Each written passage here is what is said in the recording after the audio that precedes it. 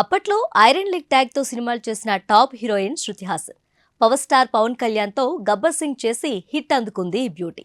తన తండ్రి కమల్ హాసన్ డైరెక్షన్ చేసిన హే రామ్ అనే మూవీలో చైల్డ్ ఆర్టిస్ట్ గా ఎంట్రీ ఇచ్చింది శృతి హాసన్. ఇక 2011లో టాలీవుడ్ లోని అనగనగా ఓ ధీరుడు మూవీతో హీరోయిన్ గా ఎంట్రీ ఇచ్చింది. అందులో హీరో సిద్ధార్థ్ కు జోడీగా నటించింది ఈ ముద్దుగుమ్మ. ఆ తర్వాత ఆ హీరోతోనే ఓ మై ఫ్రెండ్ సినిమా చేసింది. అయితే శృతి హాసన్ ఏ సినిమా చేసినా అది డిజాస్టర్ అవుతూ ఉండేది. దీంతో ఆ బ్యూటీకి ఐరన్ లెగ్ హీరోయిన్ అనే ట్యాగ్ ఇచ్చారు సినీ లవర్స్. ఇక గబ్బర్ సింగ్ మూవీ చేశాక శృతి హాసన్ కెరీర్ మారిపోయింది.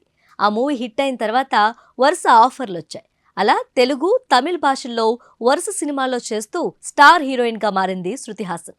గతేడాది సంక్రాంతికి వచ్చిన చిరంజీవి, వాల్తేరు వీరయ్య, బాలకృష్ణ వీరసింహారెడ్డి సినిమాల్లో నటించి కమర్షియల్ సక్సెస్ ను అందుకుంది ఈ అమ్మడు.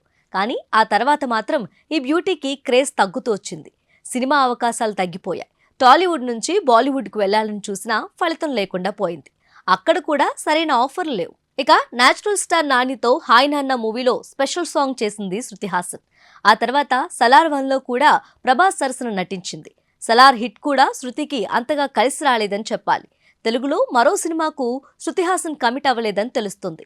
ఆ మధ్య అడవిశేష్తో డెకాయిట్ మూవీ చేస్తున్నట్లు చెప్పింది. దానికి సంబంధించి కూడా సరైన అప్డేట్ లేదు. కాలీవుడ్లో కూడా ఈ బ్యూటీకి సరైన అవకాశాలు లేవట. తెలుగులోనే కాకుండా తమిళ్లో కూడా శృతి హాసన్కు పెద్దగా లక్ కలిసి రావడం లేదు. దీంతో మరోసారి శృతి హాసన్ కెరియర్ ప్రశ్నార్థకంగా మారింది. సినిమా అవకాశాలు లేని శృతి హాసన్ సోషల్ మీడియాలో కూడా యాక్టివ్గా ఉండటం లేదు. అడపాదడపా ఫోటోషూట్లు చేస్తున్నా వాటికి కూడా అంతగా క్రేజ్ రావడం లేదు. దీంతో శృతి హాసన్ ఫ్యాన్స్ కంగారు పడుతున్నారు. తమ అభిమాన హీరోయిన్ కు అవకాశాలు రావడం లేదని తెలిసి బాధపడుతున్నారు. మరికొందరైతే శృతి హాసన్ కు ధైర్యం చెబుతూ నెట్టింట కామెంట్లు చేస్తున్నారు. త్వరలోనే శృతి హాసన్ ఫామ్ లోకి రావాలని, మంచి హిట్ అందుకోవాలని చూస్తున్నారు ఫ్యాన్స్.